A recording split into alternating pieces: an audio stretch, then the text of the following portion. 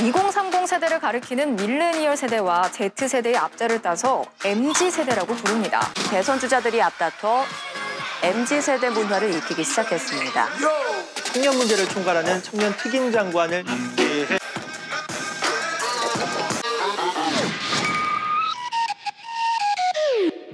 2030, 재보선에서 위력을 보여준 청년이란 점이 작용하고 있습니다. 청년 관련 보도량이 다시 한 번 급증한 시점은 지난달. 바로 국민의힘 당대표 경선이었습니다. 30대 이준석 씨가 당대표에 당선되면서 언론은 20대 남성을 뜻하는 이대남과 이준석 대표를 연관짓는 기사를 쏟아냅니다.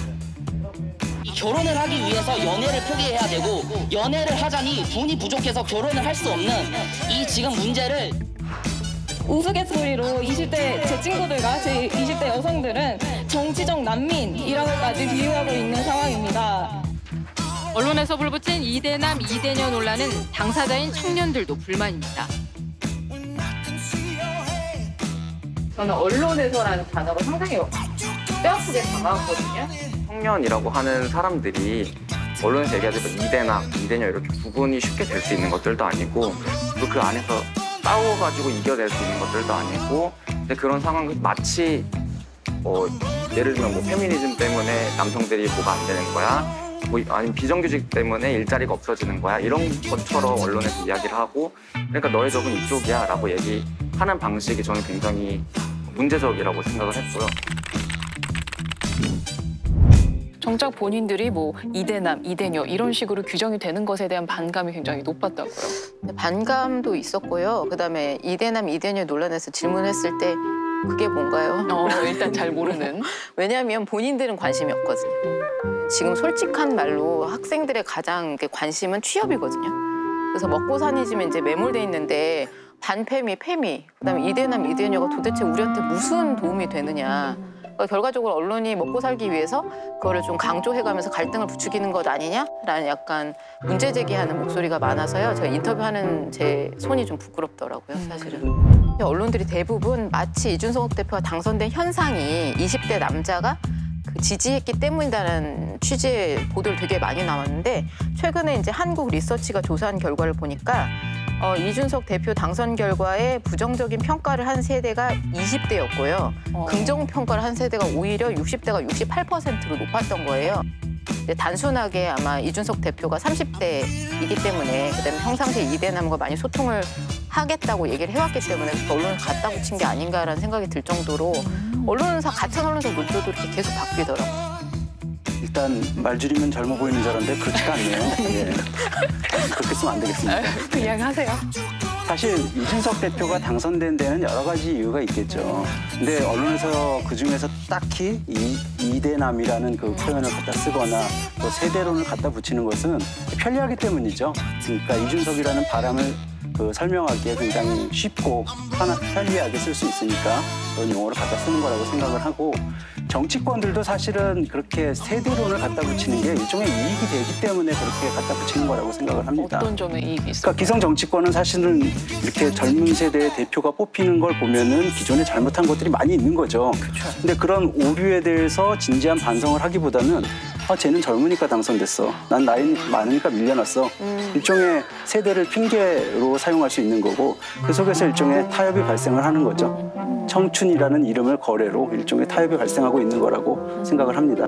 연구를 하다 보면 사실 선행 연구를 찾아보게 되는데 2000년대 초반에 나온 연구에서부터 미디어에서 세대 갈등을 너무 과장해서 보도하고 있다는 얘기들이 나왔었고요. 특히 제가 연구를 했던 2010년대로 오게 되면은 사실 정파성으로 분석하는 게 굉장히 쉬운 분석이긴 하지만 한국에서 뭐 보수 언론에서는 청년을 너네 알고 보니 되게 보수적이더라 이런 식으로 규정하는 보도를 하고 또 진보 언론에서는 또 반대 보도를 하고 이런 현상들이 굉장히 오랫동안 지속되어 왔습니다.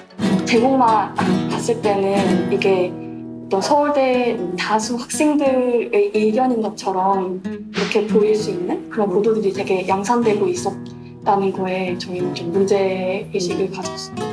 그런 지구에서 대체하는 강연이나 아니면 거리 집회 이런 것들을 다 나가봤었을 때 처음 나갔던 것이 이제 트루스포럼 전국 거래처에 나가서 뭐 연세대학교, 이화여자대학교 이런 식으로 깃발을 들고 계시는 대학생들 몇 분 계셨는데 한 20명 채 되지 않았고 그 나머지 광화문으로 그 지구를 다 채우고 있던 것들이 대학생들뿐이 아니라 여러 우익 단체들, 태극기 집회로 있었고.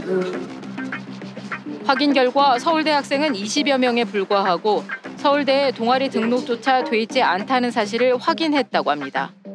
더욱 충격적이었던 것은 트루스포럼을 서울대 학생단체라고 보도한 기자들의 입장이었다고 말합니다.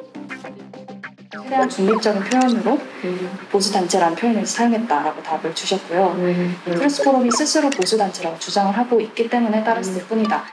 매체의 전파성 그리고 포털 뉴스 클릭 수를 고려해서 이들을 기사화했다는 그런 말씀을 해주셨어요.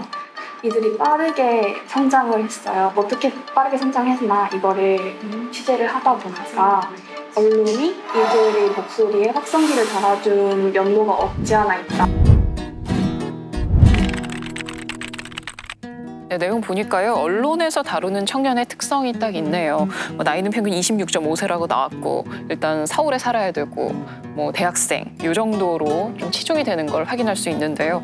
그러면 저 안에 포함되지 않는 사람들도 되게 많잖아요. 그렇죠. 그들의 목소리는 어떻게 대변될 수 있을지.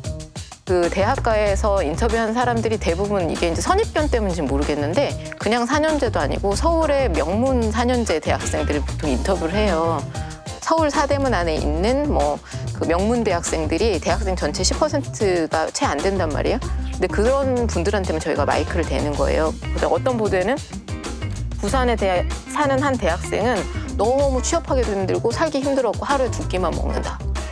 이렇게 되게 선별적으로 되게 빈곤 때문에 고통받고 경제적으로 힘들다 이런 데 또 지방 대학생들을 소비를 하고 그 외에 나머지 것들은 서울권 대학생을 소비한다거나 이런 식으로 너무나 왜곡되고도 선별적으로 보도하는 양태가 보여지더라고요. 이런 얘기가 요새 있더라고요. 한국 전쟁 이후에 부모 세대보다 더 못 사는 세대가 바로 지금의 청년 세대다. 이런 세대가 처음 있다. 이런 얘기들 많이 하던데 그렇게 치면 사실 지금의 청년 문제는 세대 문제가 아니라 시대의 문제로 볼 수도 있는 건데요. 이런 부분들은 좀 외면을 하고 그냥 현상만 보도하는 언론. 이런 게 진짜 문제죠. 사실 지금 말씀하신 대로 부모보다 못 사는 청년 세대 문제는 우리나라만의 문제는 아니고 전 세계적인 문제죠. 피케티 교수의 표현을 빌리자면은 자본 수익률이 경제 성장률보다 높아지기 때문에 나타나는 문제라는 거죠. 쉽게 얘기해서 임대료라든지 아니면 주식 투자에서 번 돈이라든지 이런 수익률이 근로소득보다 훨씬 더 커진다는 거죠. 그러니까 원초적 자본을 갖고 있지 않은 청년 세대 같은 경우는 열심히 직업을 얻고 일을 해봤자 사실 사회적 격차가 더 커지기 때문에 그걸 따라잡을 수 있는 기회조차 얻지 못한다는 게 문제의 핵심인 것 같습니다. 그러니까 이런 문제를 만회하기 위해서 이제 코인에도 관심을 두고 또 사회적으로 얼마 안 남은 그 좋은 일자리에도 좀 더 많이 관심을 두고 때로는 불만을 갖고 하는 것인데 청년들이 늘 저렇게 사회 불만 갖고 있고 무언가 일은 열심히 안 하고 코인만 하고 있는 것 같이 보도를 하니까 이런 사회적인 일종의 악순환이 지금 진행되고 있다고 생각을 합니다.